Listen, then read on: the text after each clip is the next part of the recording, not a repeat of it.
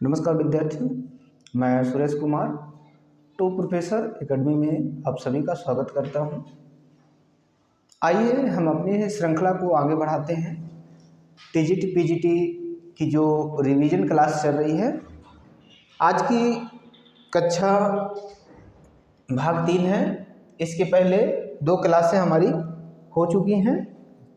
तो हमारी जो पहले की कक्षाएं हुई थी उसमें एक में हम ओवरऑल हिंदी साहित्य के इतिहास को देखा था, और जो दूसरा वीडियो था उसमें हम लोगों ने हिंदी साहित्य का प्रारंभ और तेल महोदय और हडसन महोदय के जो विचार थे उनको रखा था।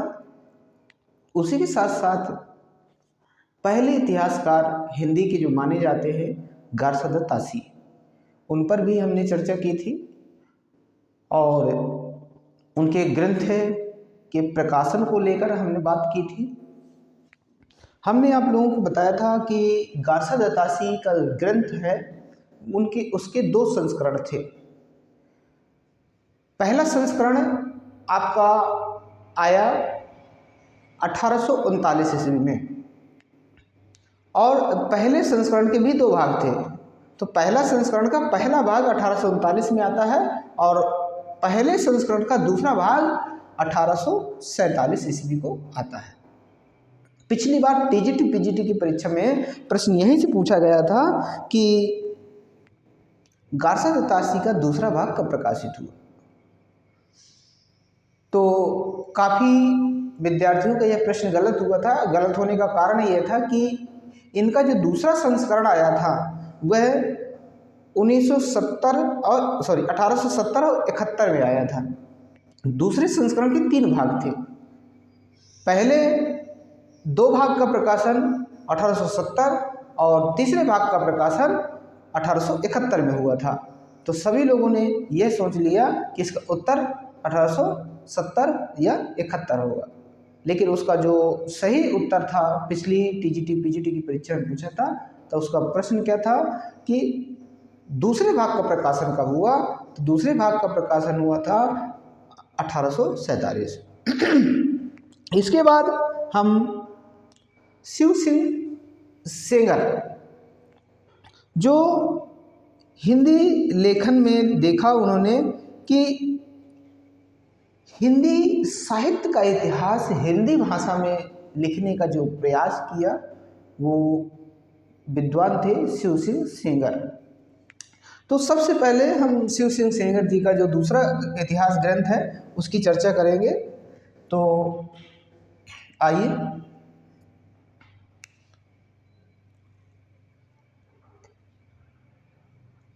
इतिहास ग्रंथ दूसरा देखते हैं। यानी दूसरे जो हमारे इतिहासकार हैं वो है शिव सिंह सेंगर। शिव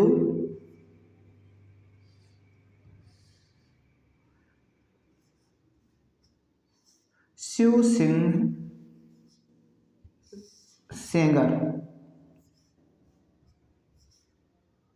सेंगर। शिव सिंह सेंगर जो ग्रंथ लिखते हैं, इनकी जो रचना है उसका नाम लिख लीजिए। रचना, इनकी रचना थी शिव सिंह सरोज। शिव सिंह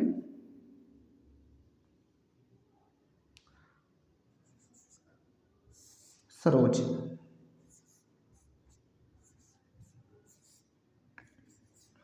अगर सीधे प्रश्न आता है कि शिव सिंह सेंगर जी का इतिहास ग्रंथ क्या है, तो वह है शिव सिंह सरोज।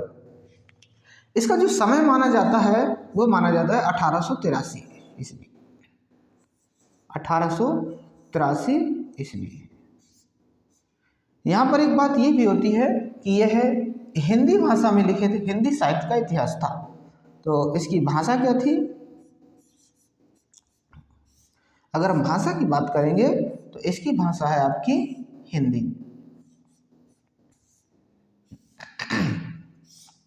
भाषा हिंदी है। अब शिव सिंह सरोज की कुछ और बातें हैं जो मैं आगे आपको बता रहा हूँ। जो ये शिव सिंह सरोज था ग्रंथ, शिव सिंह सरोज, अगर शिव सिंह सरोज की हम बात करें तो इसका जो प्रथम प्रकाशन था, कभी कभी प्रथम प्रकाशन पूछ लेता है, तो प्रथम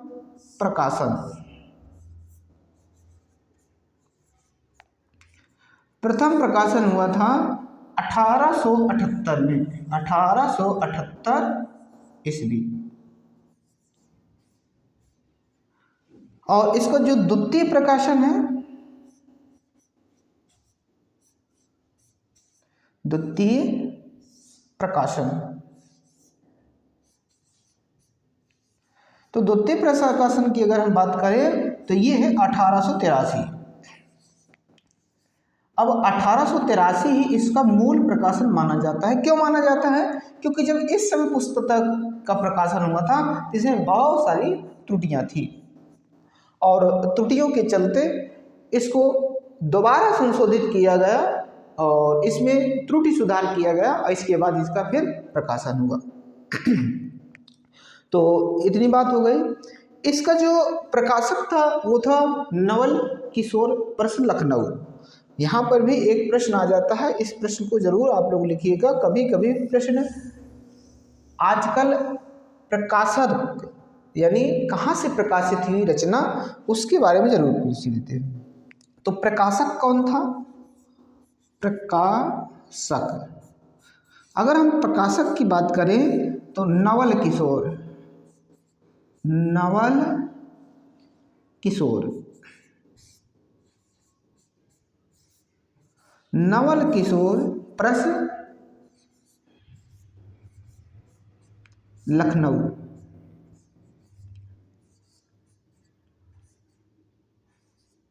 लखनऊ उत्तर प्रदेश, यानी उत्तर प्रदेश की बात हो।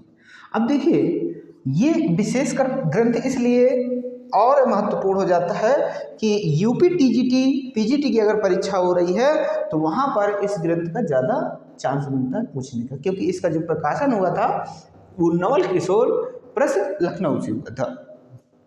इसके बाद अगर हम देखें तो इसमें कुल जो कवियों और लेखकों का जीवन लिखा गया था तो उसकी संख्या इन्होंने दी है 1003, यानी 1003 कवि एवं लेखक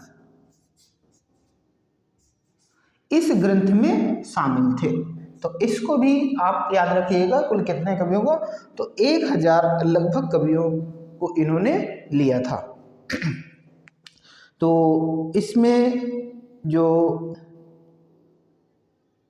पूछने योग्य बातें थी वो ने हम आपको डिस्कस कर दिया। इसके बाद अगर हम बात करते हैं तो अगले हमारे इतिहासकार हैं तीसरे नंबर के, जिन्हें हम ग्रियर्सन के नाम से जानते हैं, George Grierson. George Grierson, Grierson. अगर हम जॉर्ज ग्रियर्सन की बात करते हैं तो इन्होंने भी एक इतिहास ग्रंथ लिखा हिंदी साहित्य का और लिखा अंग्रेजी भाषा में, और जो उनका ग्रंथ था वो है the modern vernacular literature of northern Hindustan. यानी इनका इतिहास ग्रंथ जो आया तो उस इतिहास ग्रंथ का नाम है द मॉडर्न, यहाँ से लिख दे रहे हैं रचना, इनकी रचना है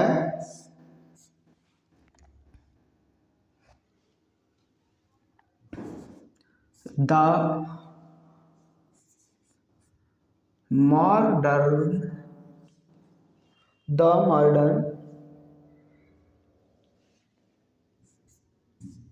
वर्नाक्युलर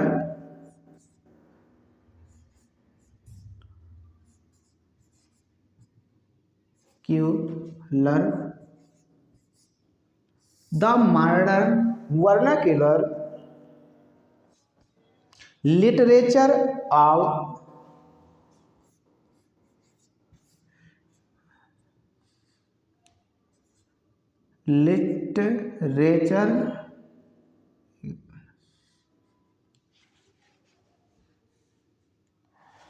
लिटरेचर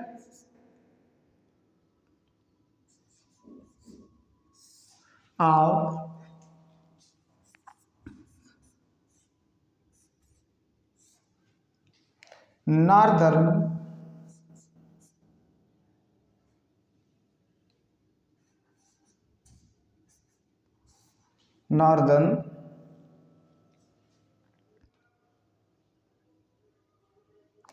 नॉर्दर्न हिंदुस्तान।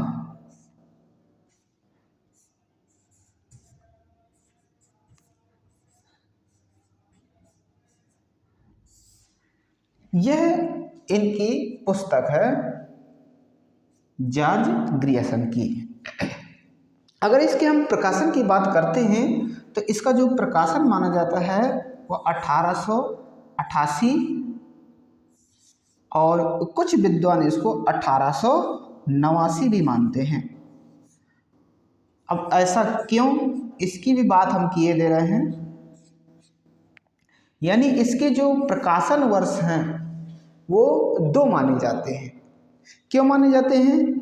क्योंकि इसका जो प्रकाशन हुआ तो पहले विशेषांक के रूप में 1888 में यह प्रकाशित हुई रचना, लेकिन बाद में इसको परिवर्धित करके जब पूर्ण रूप से प्रकाशित हुई रचना, जिसे हम लोग कहते हैं कि स्वतंत्र रूप से पुस्तक का जब प्रकाशन होता है उस समय माना जा रहा है 1889।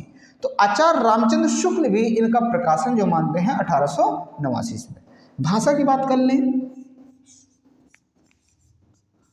भाषा, अगर आप भाषा की बात करते हैं तो इसकी भाषा थी अंग्रेजी।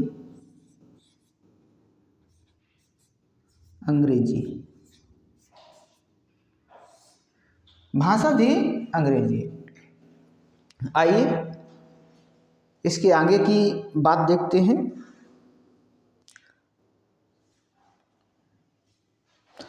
इसमें जो कुल कवियों का वर्णन हुआ था वो हुआ था 952 कवि। कुल कितने कवि थे?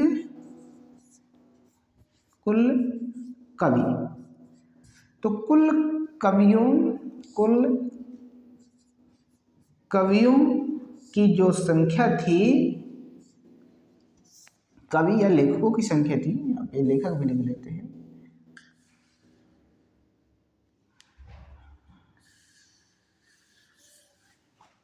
यानी कवि और लेखक। कवि और लेखक की बात करें तो इसमें से उनकी संख्या जो मानी जाती है वो है 952 कवियों का वर्णन था। इसमें से मूल रूप से अगर देखा जाए तो 1886 कवियों का उल्लेख पूर्व में शिव सिंह सरोज में हुआ था। इसके जो 886 हैं, सॉरी 886, जो 886 कवि हैं, कवि या लेखक, ये किसके हैं? ये शिव सिंह सेंगर के हैं, यानी शिव सिंह सरोज से लिया गया। किसके हैं? शिव सिंह सरोज, शिव सिंह सरोज, शिव सिंह सरोज पुस्तक से ये 886 कवियों को लिया गया। और शेष जो इसमें बचे 66 कवि या लेखक, वो इन्होंने नए जोड़े।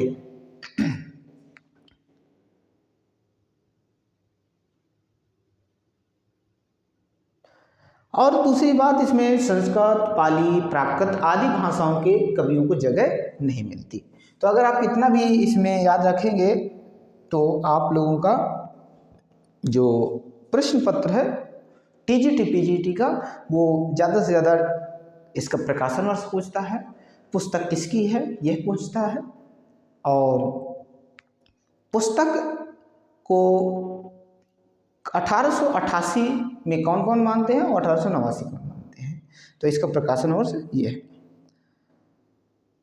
पहली पुस्तक यह मानी जाती है, इसको हम लोग देखिए डॉक्टर किशोरी लाल गुप्त के अनुसार सच्चे अर्थों में हिंदी साहित्य का सर्वप्रथम इतिहास, सच्चे अर्थों में,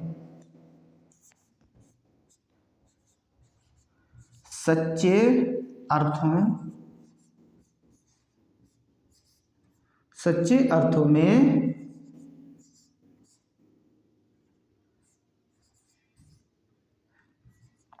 हिंदी साहित्य का इतिहास, हिंदी साहित्य का इतिहास है।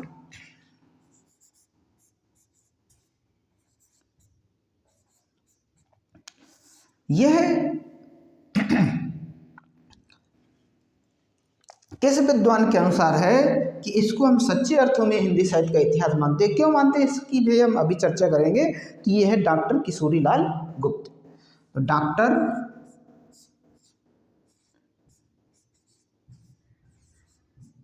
किशोरी लाल गुप्त, डॉक्टर किशोरी लाल गुप्त कहते हैं कि सच्चे अर्थों में हिंदी साहित्य का इतिहास हम किसको मानते हैं? The modern vernacular literature of northern Hindustan को। क्यों मानते हैं? क्योंकि इसमें व्यवस्थित काल विभाजन हुआ और जो इनके बंटवारा किया इन्होंने कवियों का, वो काल क्रमानुसार किया। और जब आपने जॉर्ज ग्रियर्सन की रचना पढ़ी थी, आपने गार्सन रतासी की रचना पढ़ी थी, तो उसमें काल क्रमानुसार बात न कह के वर्ण क्रमानुसार बात कही गई थी। यानी कवियों का वर्णन वर्णों के अनुसार रखा गया था कि आ से लेकर ज्ञा तक के जो कवि उन्होंने लिए थे नाम, तो वो आ से शुरू किया था। लेकिन इतिहास कहता है कि व्यक्तियों के जन्म के अनुसार अगर कोई बात रखी जाती है वो ज़्यादा तथ्यात्मक होती है, उसे शुद्ध माना जाता है। क्योंकि जैसे जैसे समय आगे बीतता जाएगा वैसे वैसे प्रवृत्तियां बदलती जाती हैं। आपने किसी व्यक्ति का आ से नाम है, किसी का ज्ञा से नाम है, तो अगर ज्ञा वाले व्यक्ति को हम बाद में लिखते हैं, आ वाले को पहले लिखते हैं, आ वाले का जन्म इस समय हुआ और ज्ञा वाले का जन्म बहुत पहले हुआ था, तो वह उसकी प्रवृत्तियां बदल जाती हैं। इतिहास की मतलब उस समय की प्रवृत्ति नहीं। तो यहाँ पर अब्राहम जॉर्ज ग्रियर्सन जी ने क्या किया कि हिंदी साहित्य के इतिहास को उन्होंने काल क्रमानुसार लिखा। तो इन्होंने जो इतिहास ग्रंथ को लिखा, ये सच्चे अर्थों में जो है हिंदी साहित्य का इतिहास क्यों माना जाता है? कारण यही था क्योंकि इसकी जो रचना हुई है वो है काल क्रमानुसार,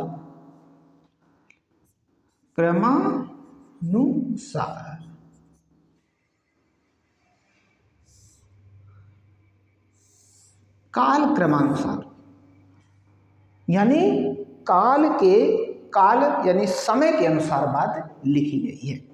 तो इसमें बात काल क्रमानुसार कही गई है।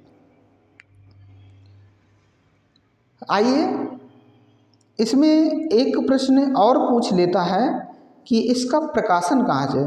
The Royal Asiatic Society of Bengal की पत्रिका की विशेषांक, यानी किस पत्रिका के रूप में आई थी? बंगाल विशेषांक।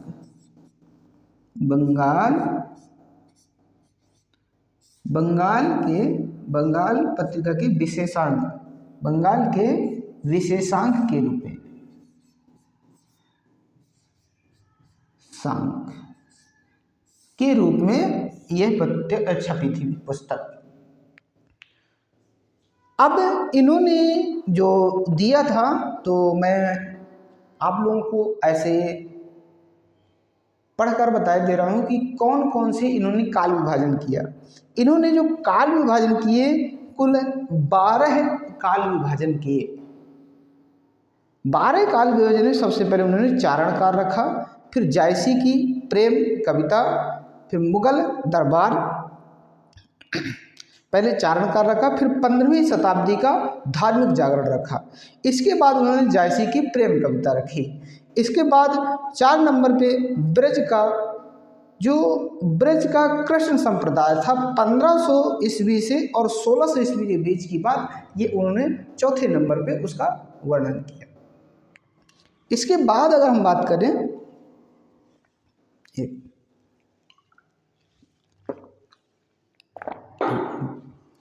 इसके बाद 5 नंबर पे मुगल दरबार, 6 नंबर पर तुलसीदास, 7 नंबर पे रीति काव्य उन्होंने लिखे 1500 ईस्वी से 1692 ईस्वी तक की बात कही। तुलसीदास के अन्य परवर्ती कवि भी इन्होंने रखे उस समय, और समय था 1600 ईस्वी से 1700 ईस्वी के बीच की बात। महारानी विक्टोरिया के शासन में हिंदुस्तान, इसके समय के बाद उन्होंने लिखी। इसके बाद कंपनी के शासन में हिंदुस्तान, यानी विक्टोरिया का जब शासन था तो हिंदुस्तान की क्या प्रवृत्तियां थी, क्या दशा थी, क्या स्थिति थी, और जब यहाँ कंपनी का शासन चल रहा था तो कैसी दशा थी और कैसी स्थिति थी, तो इसकी भी बात उन्होंने कही। और 11वें इसके बाद 11वें नंबर पे लिखते हैं 18वीं शताब्दी। 18वीं शताब्दी का जो समय था उस समय का इतिहास क्या कहता है, साहित्य क्या कहता है, उनकी बातें लिखी। बाद में उन्होंने विविधि की चर्चा की। तो अब आप लोगों को ये समझ में आ गया कि जो आपका हिंदी साहित्य का इतिहास लिखने का जो काल क्रमानुसार जो पद्धति आई वो प्रारंभ किया किसने, यहाँ पर जॉर्ज ग्रियर्सन जी ने।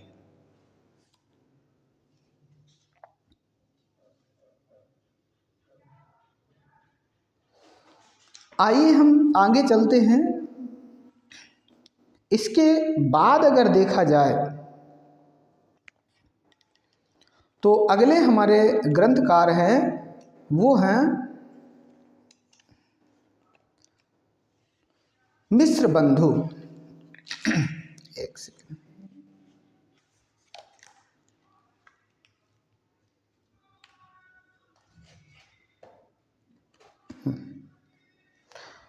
अगले हम लेखक लेते हैं मिश्र बंधु। तो पहले हमने गार्सो दासी को पढ़ा, फिर सिंह सरोज और फिर जॉर्ज ग्रियर्सन। इसके बाद 4 नंबर पे हम पढ़ेंगे मिश्र बंधु।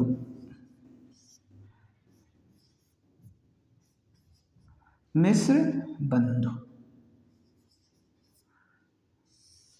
मिश्र बंधु की बात करें हम तो इनकी जो रचना है,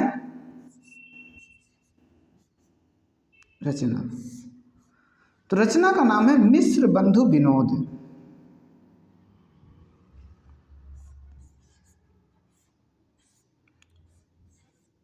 मिश्र बंधु विनोद।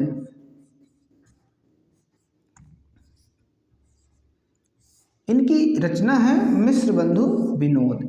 और रचना का अगर हम समय की बात करते हैं तो यह आती है आपकी 1913 ईस्वी में। मिश्र बंधु विनोद का जो प्रकाशन हुआ तो 1913 ईस्वी में। इसके कुल 4 भाग आए। तो प्रकाशन पहले आप 1913 लिखिए इसलिए। इसके 4 भाग आए मिश्र बंधु विनोद के, कुल भाग थे 4। कुल भाग अगर देखें ये है इनकी संख्या 4। प्रथम, द्वितीय, तृतीय,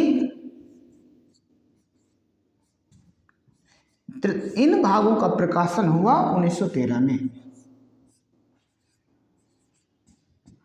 और जो चतुर्थ भाग था चतुर्थ भाग। ये चतुर्थ भाग आता है 1934 में, 1934 ईस्वी में। ये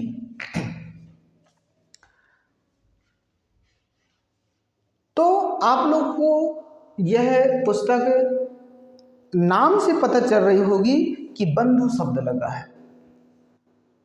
अब अगर बंधु शब्द लगा है, आगे मिश्र लगा हुआ है, इसका मतलब मिश्र किसी जाति का सूचक है और बंधु माने होता है भाई।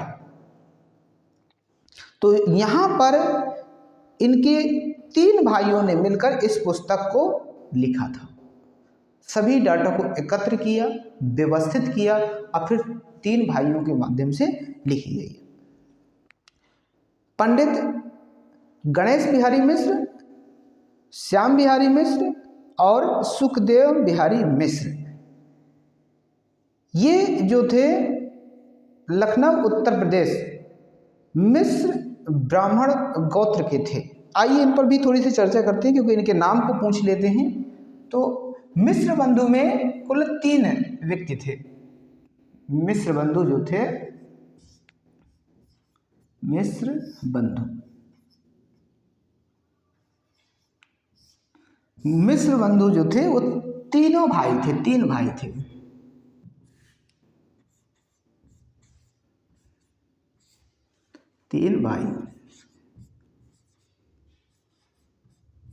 तीन भाइयों के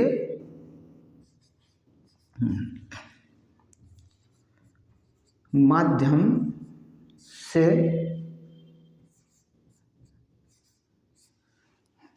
से मिश्र बंधु विनोद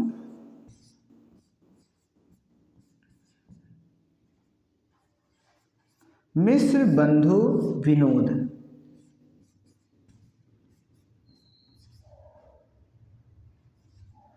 बंधु विनोद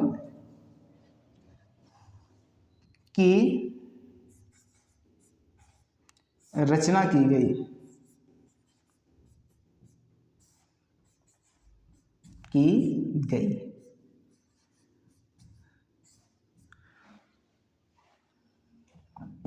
अब ये तीनों कौन कौन थे, इनके नाम भी अवश्य पूछ लेते हैं।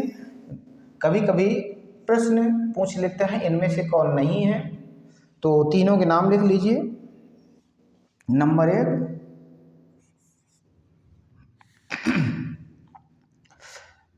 1 में लिखिए,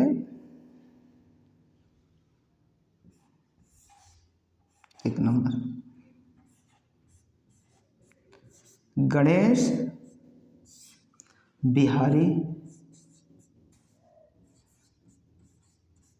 मिश्र। गणेश बिहारी मिश्र। 2 नंबर पे लिखिए, इसमें सुखदेव बिहारी मिश्र भी हैं और श्याम बिहारी मिश्र। तो 2 नंबर पे श्याम बिहारी लिखिएगा, सीरियल से लिखा रहे हैं, श्याम बिहारी मिश्र। श्याम बिहारी मिश्र। और 3 नंबर के जो इनके भ्राता थे वो थे सुखदेव बिहारी मिश्र।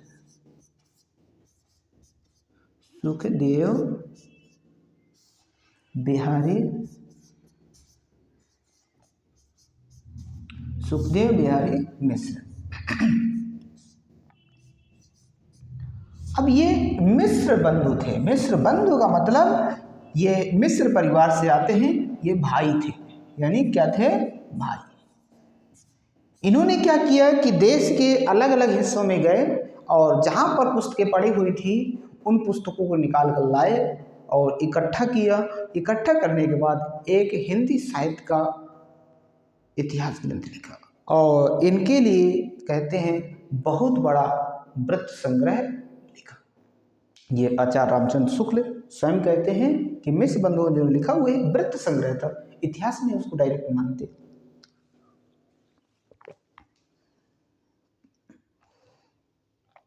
मिश्र बंधु विनोद में अगर देखा जाए तो इसके कुल 4 भाग हमने बता दिए। इसमें 5000 कवियों का वर्णन किया गया। जो मिश्र बंधु विनोद थी, यह जो रचना है, यह इस रचना में उन्होंने क्या किया, मिश्र बंधु विनोद में कुल कितने 5000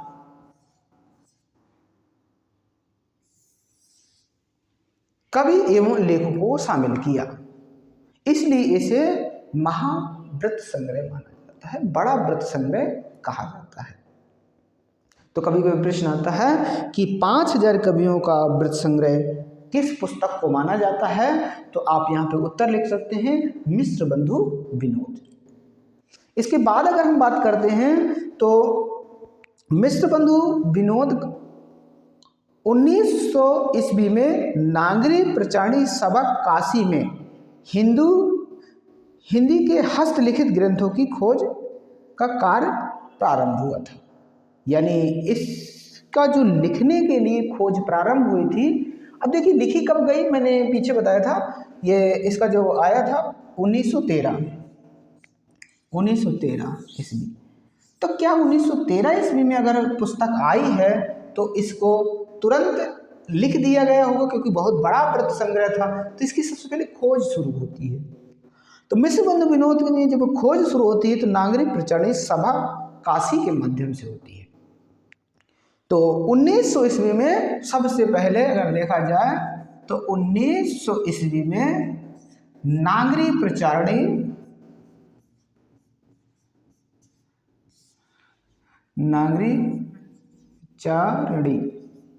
ये संस्था है, जो इसकी स्थापना 1993 ईस्वी में हुई थी। इसको भी याद रखिएगा, यह हिंदी के संवर्धन के लिए बहुत अच्छी संस्था मानी जाती है। हिंदी को जो आज यह हमारे सामने उपलब्ध है, जो ग्रंथ उपलब्ध हैं, तो वह इस संस्था की देन है, नागरिक प्रचारणी की। तो नागरिक प्रचारणी की बात अगर करते हैं तो 1900 ईस्वी में यहाँ से खोज होती है। 1900 ईस्वी से 1908 ईस्वी तक बाबू श्याम सुंदर दास इस खोज कार्य के निरीक्षक थे। अगर आपसे ये पूछा जाए कि जो मिश्र बंधु विनोद लिखी गई तो इसकी जो खोज शुरू हुई थी, इसके निरीक्षक कौन थे, तो कब से कब तक याद रखिएगा, 1900 ईस्वी से लेके 1918 ईस्वी तक बाबू श्याम सुंदर दास। हम यहाँ पे लिखे दे रहे हैं 1900 ईस्वी से 1908 ईस्वी तक इतना जो समय देते हैं वो देते हैं बाबू श्याम सुंदर दास। बाबू श्याम सुंदर दास।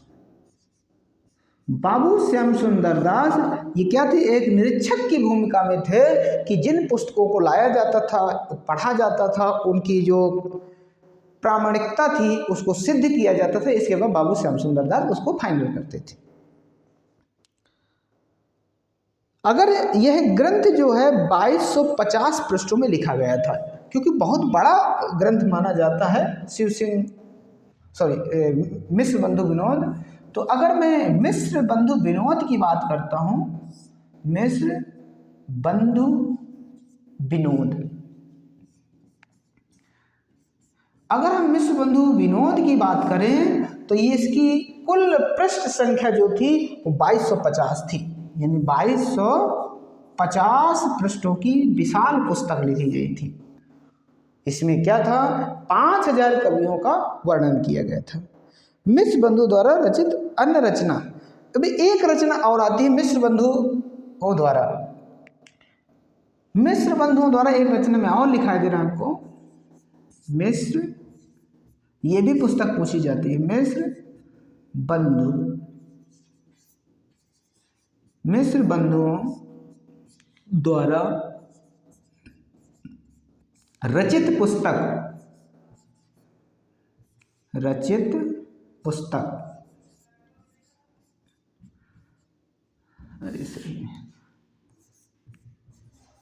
रचित पुस्तक।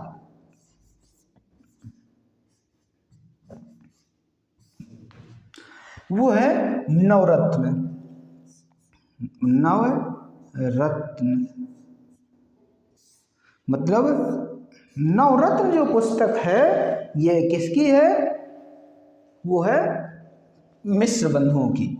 हिंदी नवरत्न लिखते हैं, नवरत्न भी ठीक है, हिंदी नवरत्न लिख दीजिए, हिंदी नवरत्न। जो हिंदी नवरत्न जो पुस्तक है ये किनके द्वारा लिखी जाती है? मिश्र बंधुओं के माध्यम से लिखी जाती है।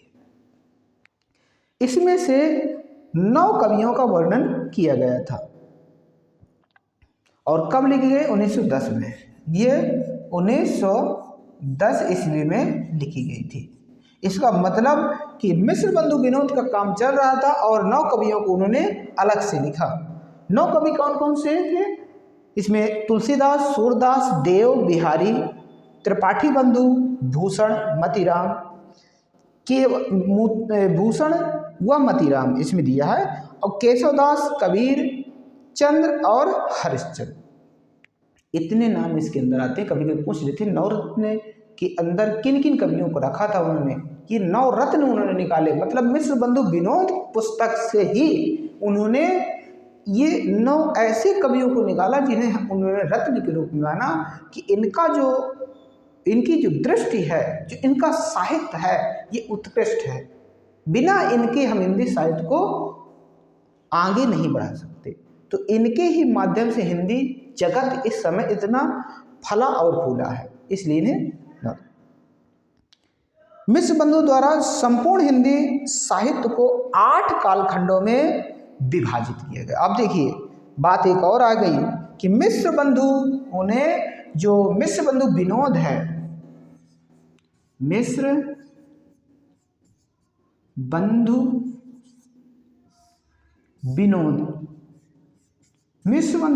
विनोद की अगर हम बात करें तो यह कितने कालखंडों में है? 8 भागों में है।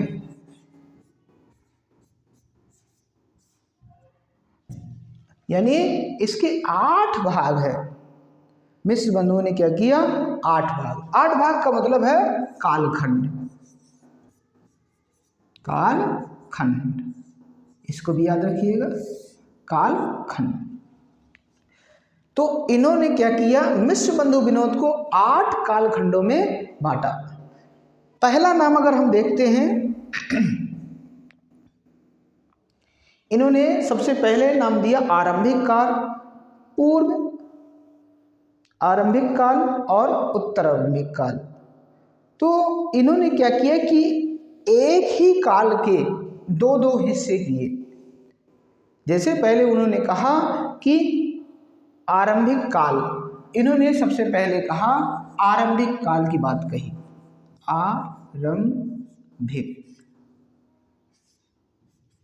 आरंभिक काल।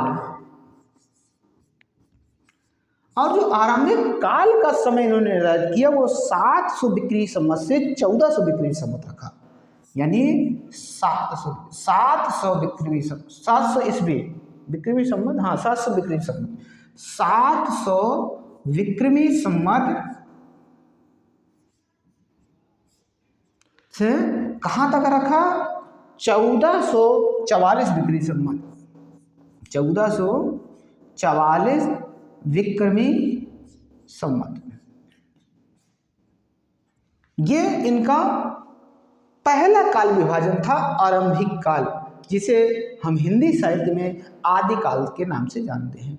प्रश्न आता है कि मिश्र बंधुओं ने आदिकाल को क्या नाम दिया? तो आप जरूर याद रखिएगा, उन्होंने आरंभिक काल कहा। आरंभिक काल के उन्होंने 2 भाग किए, पूर्व आरंभिक काल और उत्तरारंभिक काल। तो यहां पे लिख रहे हैं, इसका पहला भाग है पूर्वारंभिक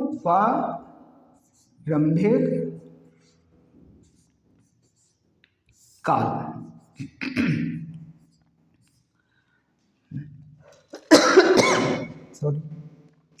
इसका जो उन्होंने समय रखा वो रखा 700 विक्रमी संवत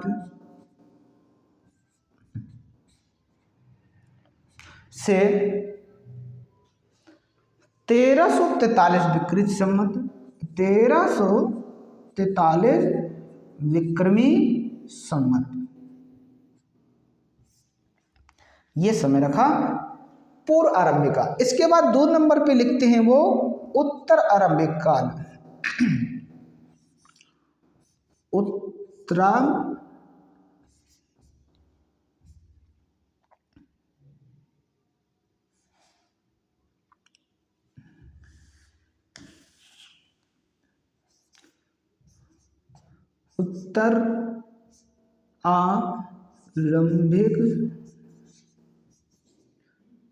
उत्तर आरंभिक काल।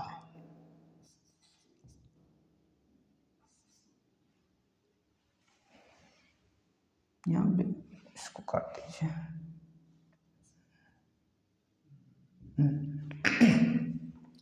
तो उत्तर आरंभिक काल का जो उन्होंने समय माना, वो माना कितना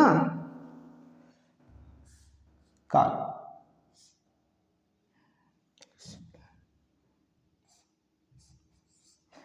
अब इसके बाद क्योंकि बात कहते हैं 44 तक, तो जो आगे का समय बचा वह क्या बचा, 1344 से 1444। 1344 विक्रमी संवत से 1444 विक्रमी संवत,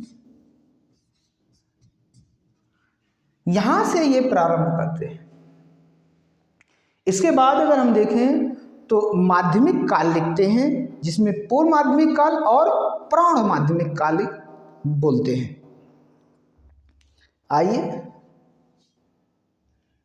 अगला है माध्यमिक काल।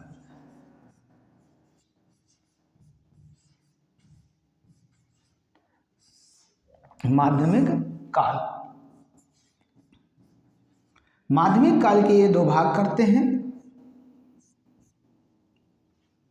ये 2 नंबर का काल था। पूर्व माध्यमिक काल,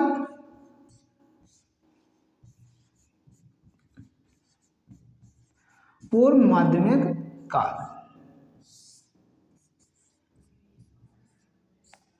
और उत्तर माध्यमिक काल। इसके प्रौढ़ भी कह देते हो, प्रौढ़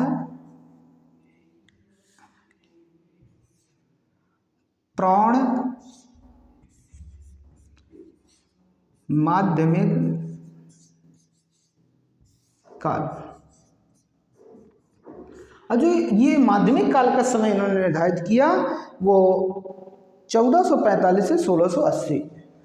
1445 है 1480। इनका जो काल विभाजन है ये सब विक्रमी संवत में है। अब इसकी भी बात करें तो प्राण को माना 1561 विक्रमी संवत से, पूर्व को माना 1445 विक्रमी संवत से 1560 है। 1445 विक्रमी संवत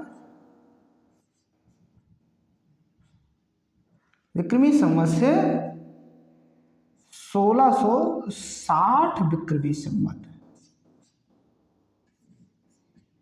इसको जरूर देखें, विक्रमी संवत यानी यहाँ सॉरी 1560, 1660 नहीं, इसको बदल लीजिए 1560। इसकी अगर बात करें तो 1561 विक्रमी संवत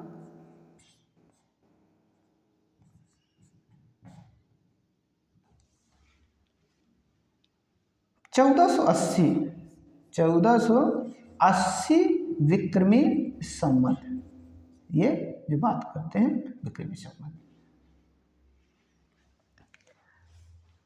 तो ये इनका दूसरा काल विभाजन था। इसके बाद अगले काल विभाजन की तरफ करते हैं तो ये रीतिकाल को अलंकृत काल कहते हैं और 1681 से 1889 अलंकृत काल। इसके बाद इनका जो तीसरा काल विभाजन था उसे कहते हैं अलंकृत काल। अलंकृत काल। प्रश्न यहां से भी एक पूछते हैं कि रीतिकाल को अलंकृत काल किसने कहा, तो आप उत्तर दे दीजिएगा मिश्र बंधुओं ने। इसका उन्होंने समय जो निर्धारित किया वो 1681 से 1889। 1681 विक्रमी संवत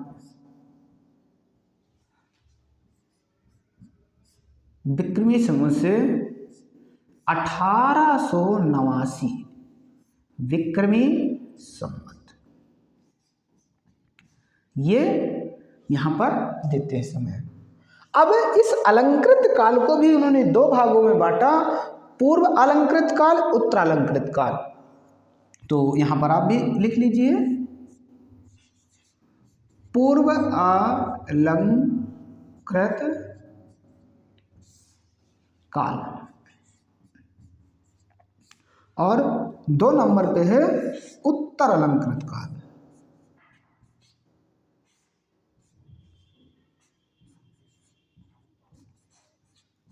अलंकृत काल, इन दोनों का समय लिख लीजिए। इन दोनों का समय है 1681 विक्रमी संवत से 1681 विक्रमी संवत से 1790।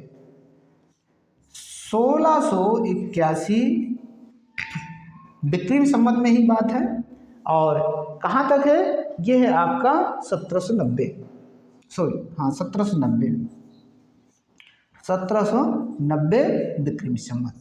और इसके बाद 1791 विक्रमी संवत से 1889 विक्रमी संवत तक ये क्या करते हैं, कहते हैं उत्तर अलंकृत काल मानते हैं।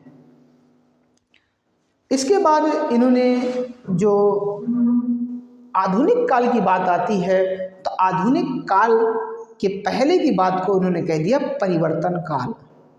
तो एक काल इन्होंने बोला, नाम दिया परिवर्तन काल।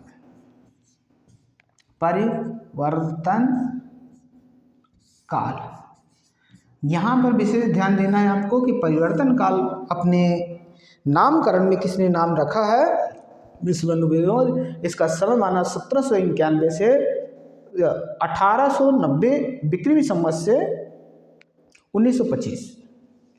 यानी हम लोगों की बात कहाँ तक होगी, 90 चलेगी, 1890 विक्रमी संवत से विक्रमी संवत से 1925 विक्रमी संवत। ये समय इन्होंने किसका मान लिया, परिवर्तन काल। और आधुनिक काल को ये मानते हैं वर्तमान काल, यानी 1926 से अब तक वर्तमान काल।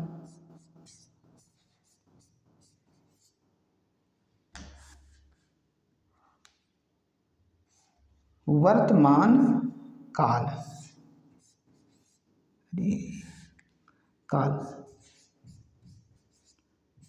यानी वर्तमान काल, क्योंकि यहाँ 25 तक की बात है, ये एक आगे बढ़ाकर संख्या देते हैं तो 1926 विक्रमी संवत।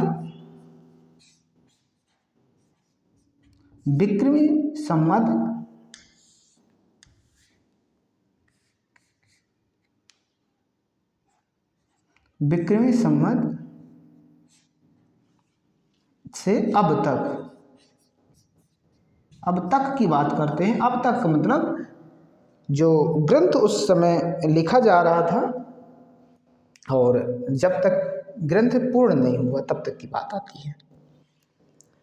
अब अगर हम आगे की बात करें, वर्तमान के इनका चौथा संस्करण आया था 1934 में। हमने बताया था पहले 3 संस्करण मतलब आए, वो आया था 1913 में। पहले 3 संस्करण आए और इनका जो चौथा संस्करण है 1934।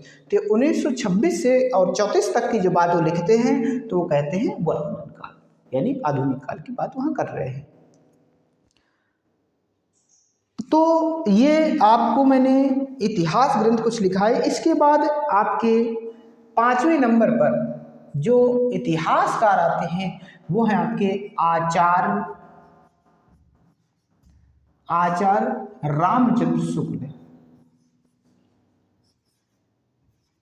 आचार्य रामचंद्र शुक्ल।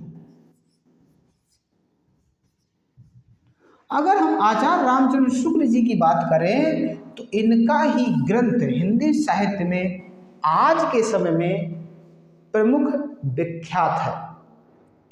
बिना इस रचना के हिंदी साहित्य अधूरा माना जाता है। तो इसकी जो चर्चा हम करेंगे, इनका जो ग्रंथ आया था वो आया था 1929 ईस्वी में। ये इनका समय है। अब इस ग्रंथ की चर्चा हम अगले क्लास में करेंगे।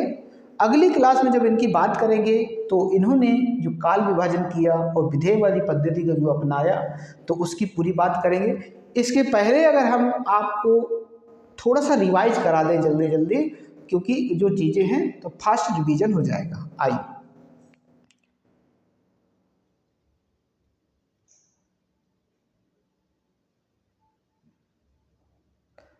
हम आज जो वीडियो पढ़ाया वहीं से हम आज जो है इसको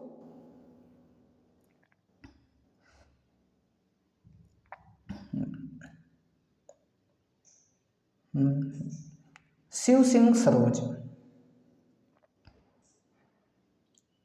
आई गार्सद ताशी की पुस्तक पहले हम लोग पढ़ चुके थे और ताशी की पुस्तक का अनुवाद भी हम आपको बता चुके थे। इसके बाद हम जो आज की जो हमारी क्लास थी वह यहाँ से शुरू हुई थी।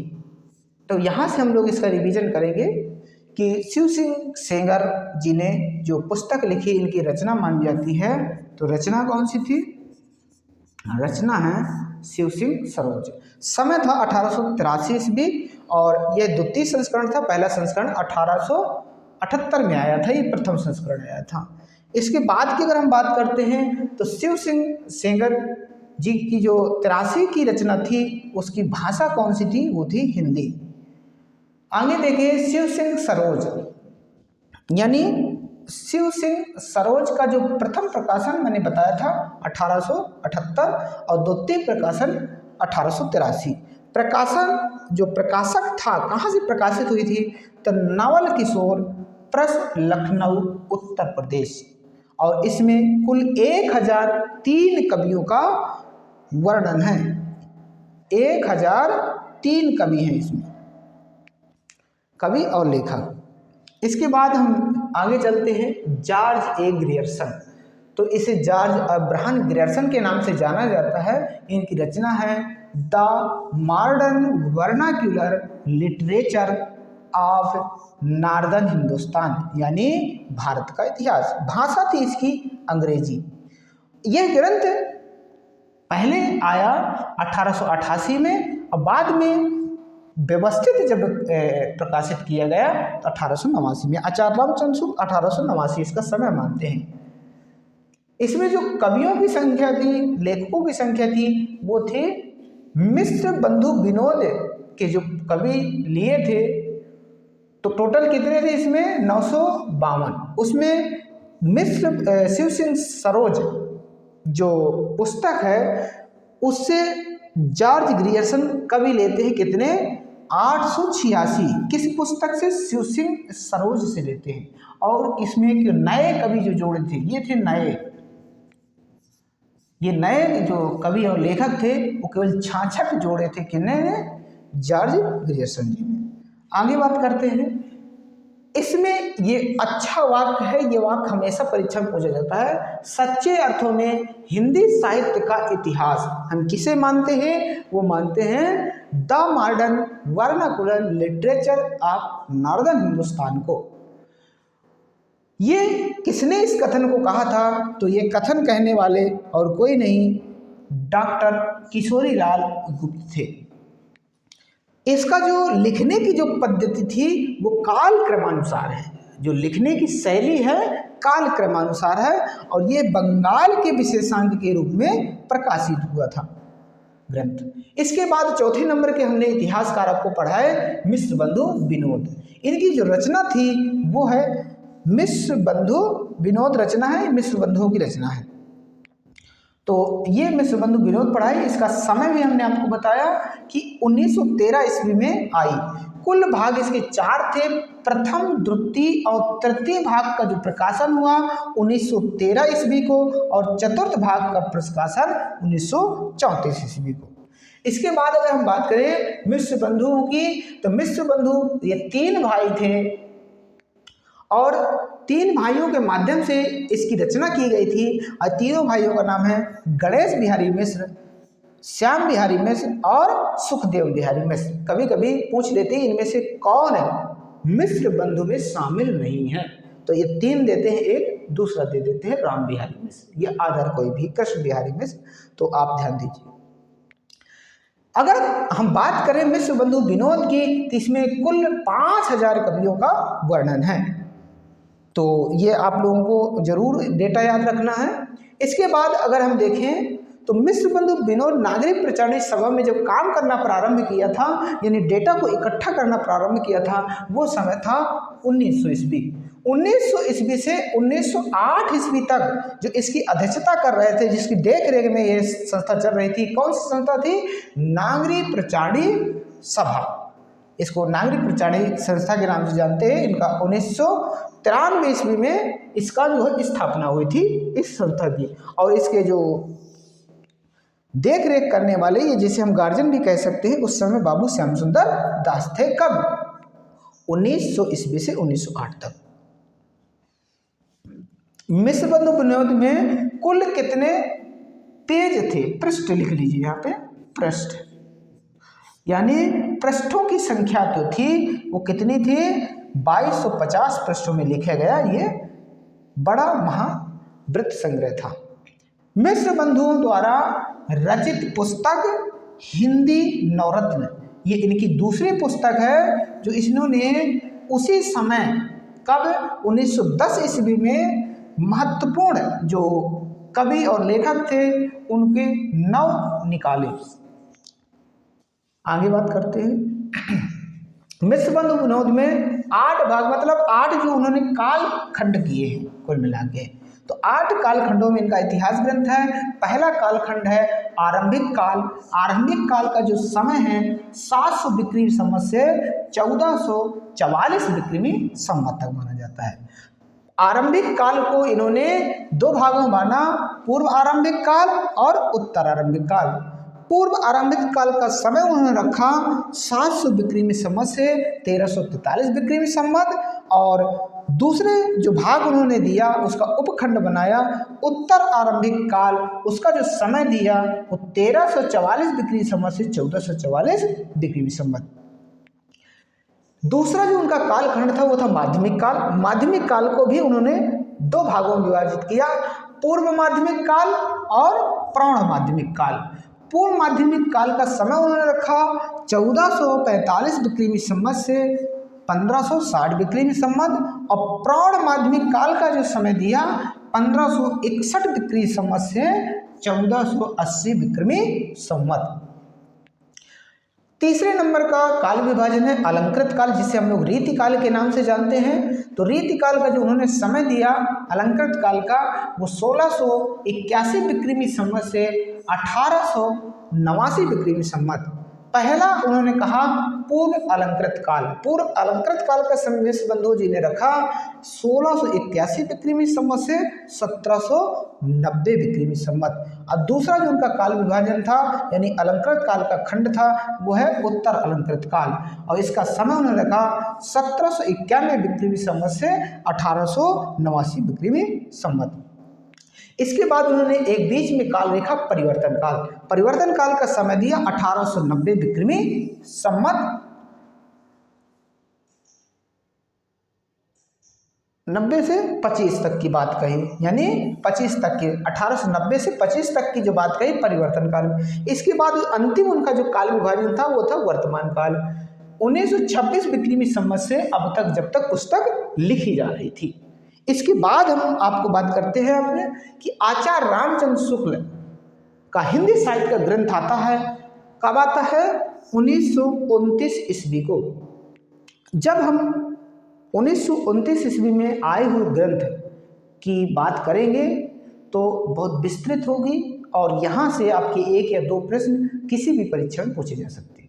देखिए, यह जो श्रृंखला है वो टीजीटी पीजीटी को ध्यान में रखकर जरूर प्रस्तुत की जा रही, लेकिन आप असिस्टेंट प्रोफेसर के साथ साथ नेट जेआरएफ के लिए भी इसको पढ़ सकते हैं, एमए की कक्षाओं के लिए विद्यार्थी पढ़ सकते हैं। तो अगर आप लोगों को ये वीडियो पसंद आया हो, अच्छा लगे तो एक बार लाइक करिएगा और चैनल को सब्सक्राइब करिए। आपको डेली इसी प्रकार के वीडियो आप तक पहुंचते आएंगे। तब तक के लिए नमस्कार, धन्यवाद।